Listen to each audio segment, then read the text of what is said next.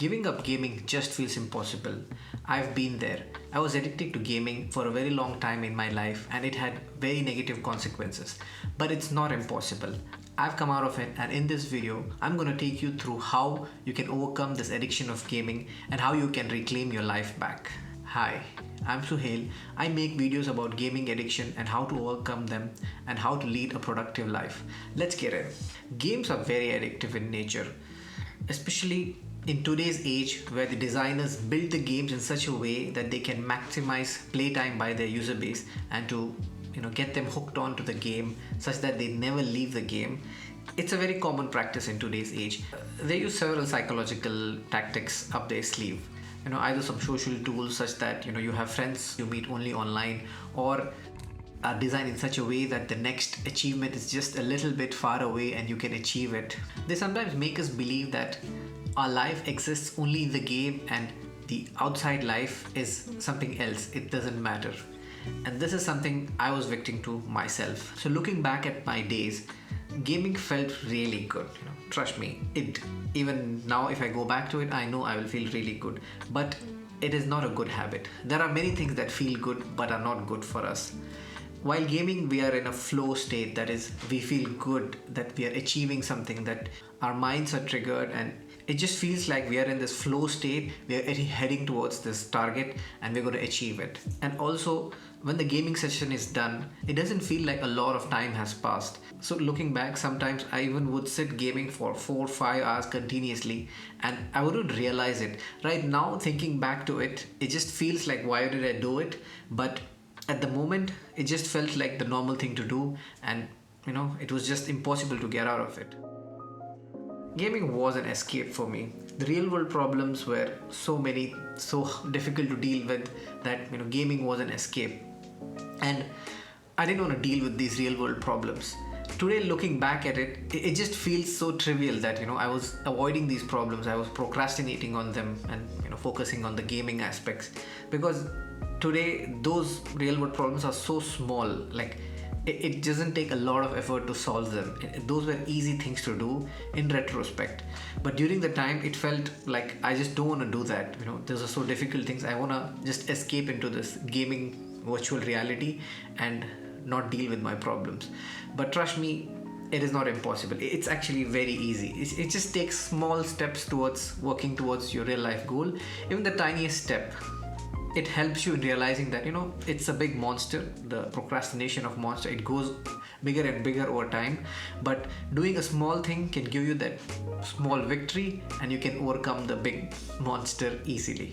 Another thing I remember is, while gaming, that's where I used to have my social connections, and if I didn't game, it felt like I didn't have any friends, and this was not true. So thinking back, there was a time when I didn't game and I did have friends. So it was not true that I only had friends through gaming, and if I stopped gaming I wouldn't have friends, which is not true at all. So this is another barrier that keeps us hooked on saying that I only have friends who game, and if I stop gaming I won't have any more friends. But that's not true at all. Even you can look back to a time when you had friends outside of gaming and you made them, and it is possible even after today. So if you're addicted to gaming, you can make new friends. It's not something impossible. It just takes some time and effort, but it is not an impossible task. I had this identity that I was a gamer and gaming was part of me, that Suhail and gaming cannot be separated. But that was far away from the truth. Identities change, people change, behaviors change, and sticking to one identity for a long time, being stubborn with it, it's not a good thing. It's not easy, but it is not impossible at all. It is something achievable. Over time, it'll take some time for you to lose that identity of a gamer and take on new identities. Either it's a loving son, a loving daughter, a husband or a wife, or any other identity that you want. A bigger identity in your life, in your career. Maybe you want to be a corporate person, or maybe you want to start your own business or something else, or maybe you want to start a YouTube channel. So you can take on new identities. It's not something impossible. So when I was immersed in the world of gaming, my self-worth was established by my peers whom I spent time with. So who had the best gear, who had the best skills, who showed up on time. So all of these were part of how I used to measure my self-worth, and nothing was far away from the truth. These are all immaterial virtual things which didn't matter in the end of the day. Unless you are a professional gamer at top 1% or even higher, then it's something else totally. But for most of the people, attaching your self-worth to this is not ideal. And it's not difficult to come out of this. You can attach your self-worth to something new. I'm sure you'll find something else. Either it's your studies or your career or relationship with your family, your health, whatever it might be, your religion. You can attach your self-worth to something else and find true meaning in that. Attaching your self-worth to something virtual which doesn't matter in the end of the day is not beneficial. And it's not impossible to come out of it as well. It is possible. So one thing that gaming does is it makes our other habits much less enjoyable, much less dopamine releasing, if you want to use something scientific. Other activities become dull, even cleaning my room, even cleaning my desk, even day-to-day chores, cooking food, eating even, those become less enjoyable because there's gaming. We can escape to that. Why deal with all these things? Do whatever is basically necessary and go there. So the first thing to do in solving this problem is to identifying that you have an issue with this. So I've designed a scorecard to understand this problem. It's completely free. You can check it out and find out what your score is and how does gaming impact your behavior and well-being. So tackling gaming is not an easy thing to do. What it does is it realigns our goals to something that is real and in the real world to something that is virtual, which is not real basically. And what we need to do is realign this and use some of the strategies the games use themselves to bring ourselves out of this addiction. So one simple way is to just identify what do you want to do in your life, what are your goals, what do you want to achieve, what are your targets. So a simple way that I can tell you here is just write down or just talk to your phone about what do you want to do in your life, what do you want to achieve. It can be something absurd as well, something like I want 10 million, I want to be the richest person, I want this car, I want to marry this person, XYZ, I want to have this kind of body, I want to have 6 abs or whatever. Just write down what you really want and write down what you want to achieve in 5 years. Now you would have written 15 things, 20 things, 50 things, whatever. Now bring it down to the top 3 to 5 things that you want to do. This is very important to limit it down to some number because having n number of goals can be just too many things. You want to learn the guitar, you want to do this, you want to do XYZ. So leave all that, bring it down to a small goal set. So once you have identified 3 major goals, I would try to keep it to 3, if not 3, at max 5.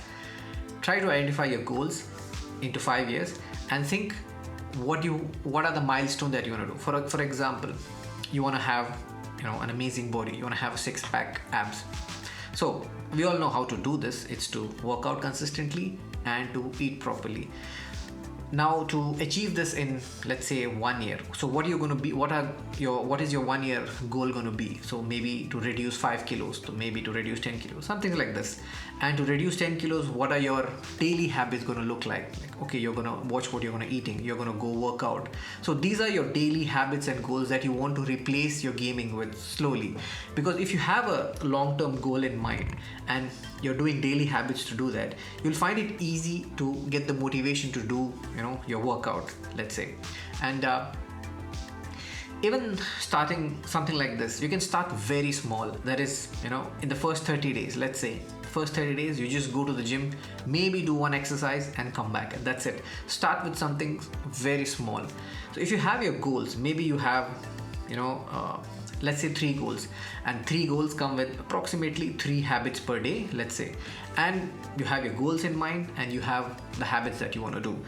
Now it's easier to replace gaming with these habits because you know what you want to achieve in long term to do these goals daily, and you have a reason to stop gaming. That is, okay, why am I gaming? I want to do this. I want to have this amazing body. I need to work out today to get that amazing body in the future, or whatever your goal might be. Maybe to earn a lot of money. Maybe you want to start a business, or you want to have a career.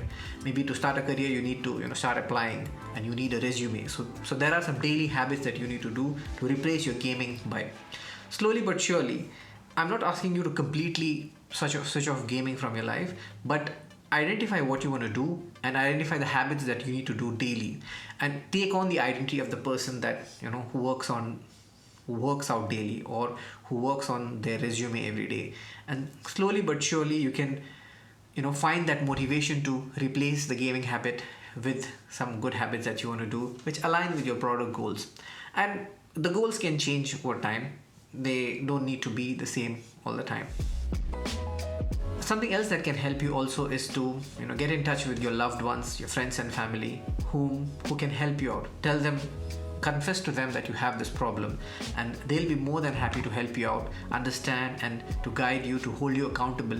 If you're too scared to talk to all of your friends, maybe you can identify one person who can hold you accountable to your gaming.